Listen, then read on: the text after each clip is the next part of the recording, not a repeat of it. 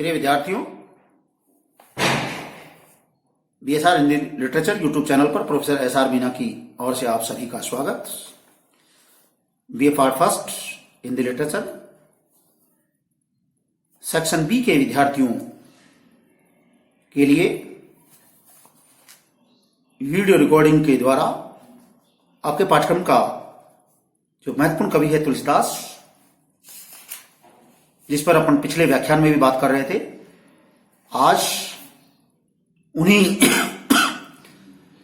पदों से आगे कवितावली का आपके पाठ्यक्रम का जो छठा पद है उस पर व्याख्यान दूंगा, उस पर अपनी बात रखूंगा। आप ध्यान से सुनिएगा। बाल अधि विशाल विकराल ज्वाल जाल मानो लंक लीली बेको काल रस न पसारी है। कैंदो व्योम बीथी का भरे हैं भूरी धूम केतु वीर रस वीर तर वारी सो उधारी है। तुलसी सर उरेसी चापू कैंदो दामिनी कलापू है। कैंदो चली मेरु ते करसानु सारी भारी है। देखे जातु धान जातु दान अकुलानी कहे कानूनी उजारो अब नगर ऊपर जारी है। मित्रों, इस पद में अवधि भाषा के प्रमुख कवि, भक्तिकालीन शगुन भक्त और राम भक्ति शाखा के प्रमुख कवि तुलसीदास जी द्वारा रचित कवितावली काव्य का ये जो महत्वपूर्ण पद है, इस पद में उस स्थिति का वर्णन किया जा रहा है जब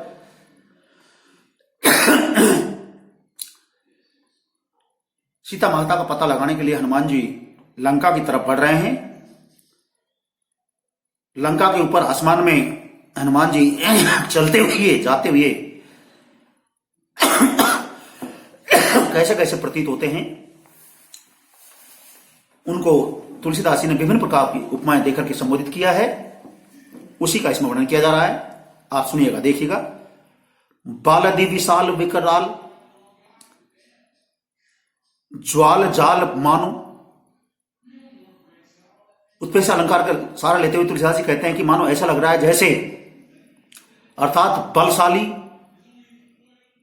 और बड़ी बड़ी भुजाओं वाले और विकराल रूप धारण करने वाले ज्वाल जाल, ज्वाला के जाल के समान, मानो लंक लीलीबे को, मानो लंका का दमन करने के लिए, लंका को तहस नहस करने के लिए।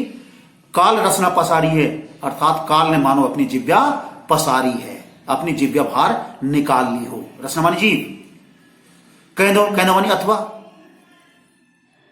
व्योम भीथी का भरे हैं भूरी धूमकेतु, या हनुमान जी के आसमान में चलने कि जो स्थिति का जो चित्रांकन है उसको देख करके साहित्यकार ये कहना चाह रहे हैं कि देखो, उसको देख करके ऐसा लगता है जैसे आकाश के गलियारों में, व्योम मानी आकाश, भीतिका मानी गली या गलियारा, आकाश गलियारे में या आसमान मार्ग में मानो कोई धूमकेतु पुच्छल तारा चलता जा रहा हो।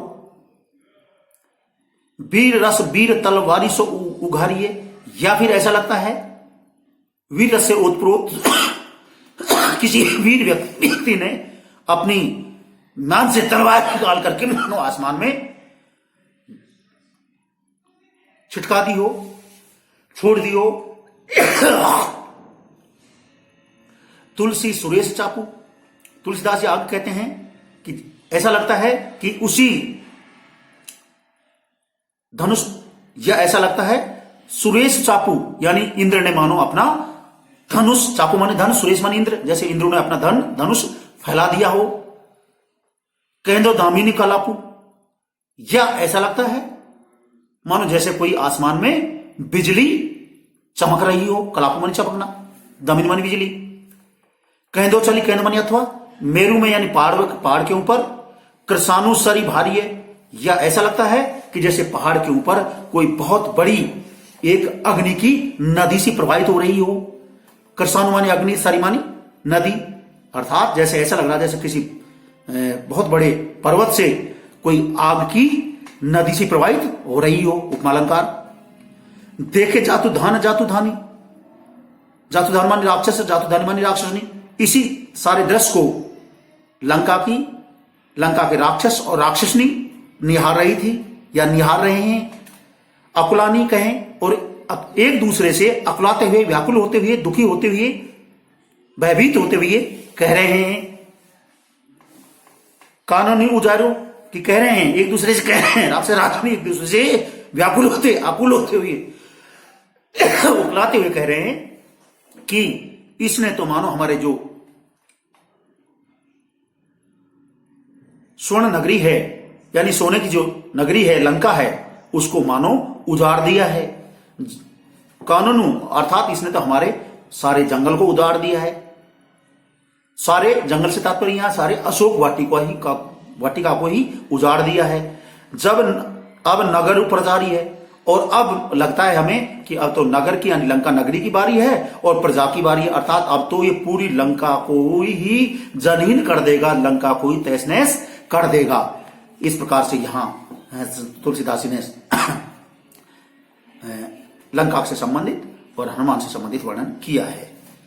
नेक्स्ट पद है, खेती न किसान को, भिखारी को नहीं भीख, बलि बने को बनिज है, चाकर को चाकरी, जीविका विहीन लोग, सिद्धमान सोच बस कहे, एक एक न सो कहा जाए कहा करी, वेद पुराण कई लोक विलोक हते साकरे सबे ही पे राम रावरे कृपा करी, दारिद्र दशानन दवाई दुनि दीन बंधु दूरित दहन, देखी तुलसी का हा करी। तुलसीदास जी कहते हैं कि देखिएगा कि खेती ने किसान को, अर्थात यहां यह बतलाना चाह रहा है कि जो व्यक्ति जो धंधा करता है उसको खुद का धंधा अच्छा नहीं लगता, बल्कि दूसरे का धंधा ही अच्छा लगता है। जैसे तुलसीदास जी कहना चाह रहे हैं खेती ने किसान को, अर्थात जो किसान लोग हैं, कृषक वर्ग हैं, वो उनको अपना मान लो खेती करने वाला धंधा अच्छा नहीं लगता है। भिखारी उनको ने भीख भली, और जो भिखारी लोग, जो भिक्षु लोग हैं, जो भिक्षा मांग करके अपना भरण पोषण करते हैं, अपना पालन करते हैं, उनको मानो भीख मांगना भी अच्छा नहीं लगता, उनको दूसरों काम अच्छा लगता है। बलि बनिक को, और इतना ही नहीं बल्कि जो बणिक लोग हैं, जो व्यापारी लोग हैं, उनको भी अपना धंधा अच्छा नहीं लगता है। बणिज उनको भी अपना बणिज बानी व्यापार, बणिक बानी बढ़िया, उनको भी अपना काम धंधा व्यापार अच्छा नहीं लगता है। न चाकर को चाकरी, और न जो चाकर लोग हैं, जो नौकर लोग हैं, सेवक लोग हैं, उनको भी अपनी नौकरी अच्छी नहीं लगती है, या उनको वो भी नहीं सुहाती है। जीविका विहीन लोग, सिद्धमान सोच बस, लेकिन जो लोग जिनके पास कुछ धंधा नहीं है, कोई कामकाज नहीं है, जीविका विहीन अर्थात जिनके पास कोई जीविका कमाने का साधन नहीं है, उन लोगों को, वे लोग इन लोगों के विषय में लगातार सोचते रहते हैं कि कैसे लोग हैं, इनको धंधा खूब बढ़िया मिल रहा है, खूब काम धंधा मिल रहा है, उसके बावजूद भी इनको अपना धंधा अच्छा नहीं लग रहा है।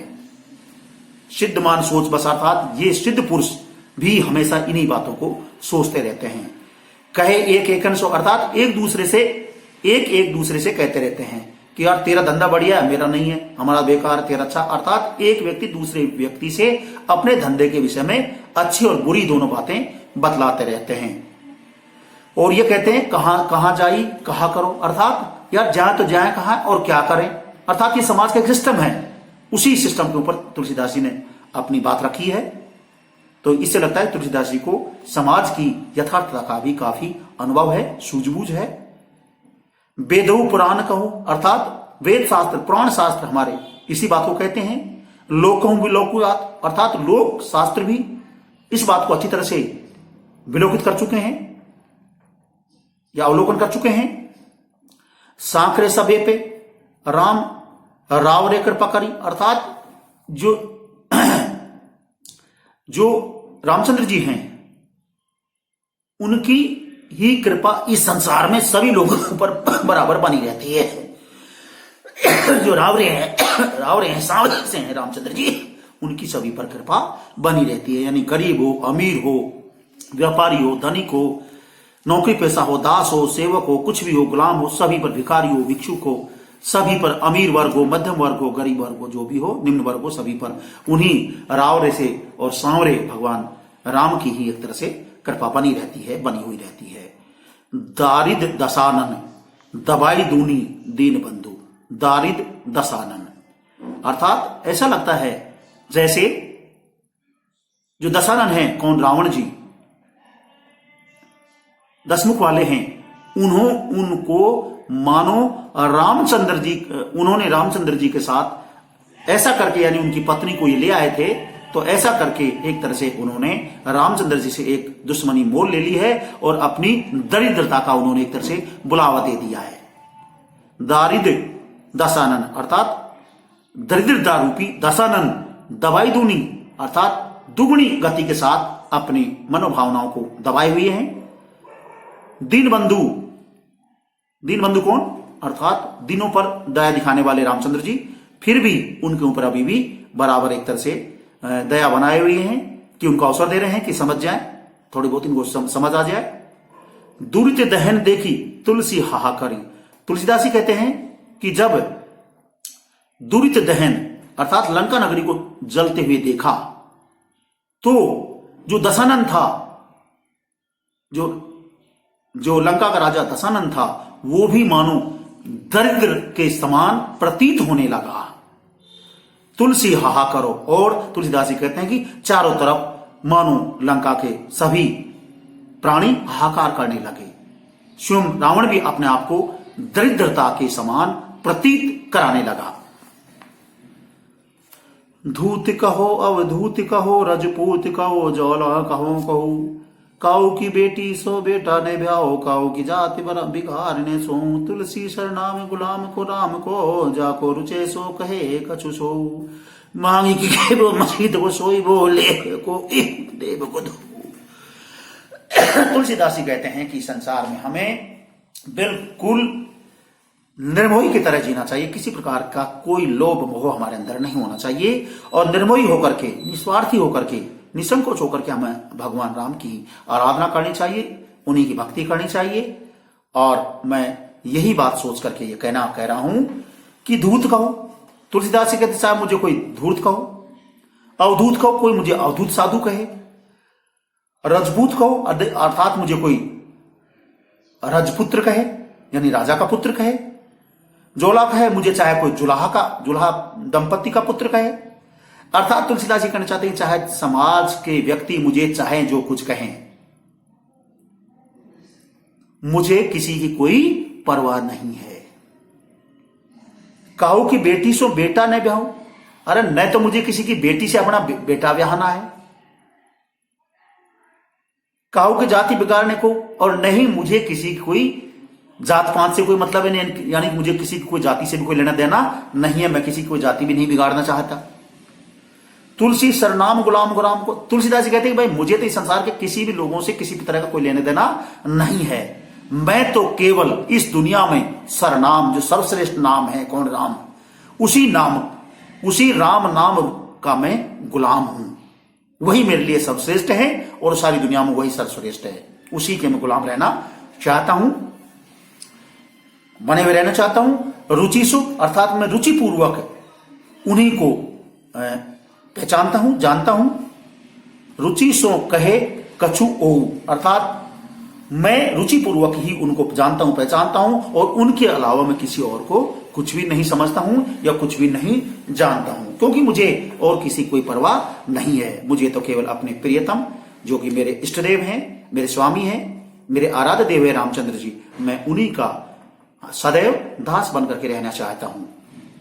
मांगी खेबो अर्थात मुझे न ज्यादा किसी के धन की परवाह है, पेट ही तो भरना है, मैं मांग के खा लेंगे, क्या दिक्कत आ रही है, मांग के खा लेंगे। मांग के खेबो, खेबो मानी खाना अर्थात मांग कर खा लेंगे। मस्जिद को सोईबो अर्थात मस्जिद में सो लेंगे, यानी इसका भावार्थ है कि जहां जगह मिलेगी वहां सो लेंगे, रहने बसेरा तो करना है कहीं भी सो लेंगे।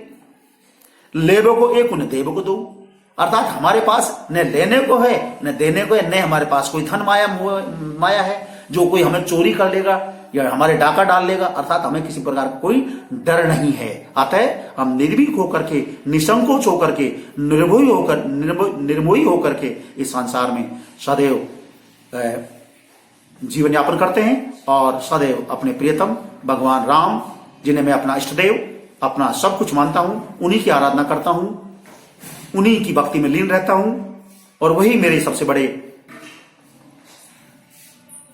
देव हैं।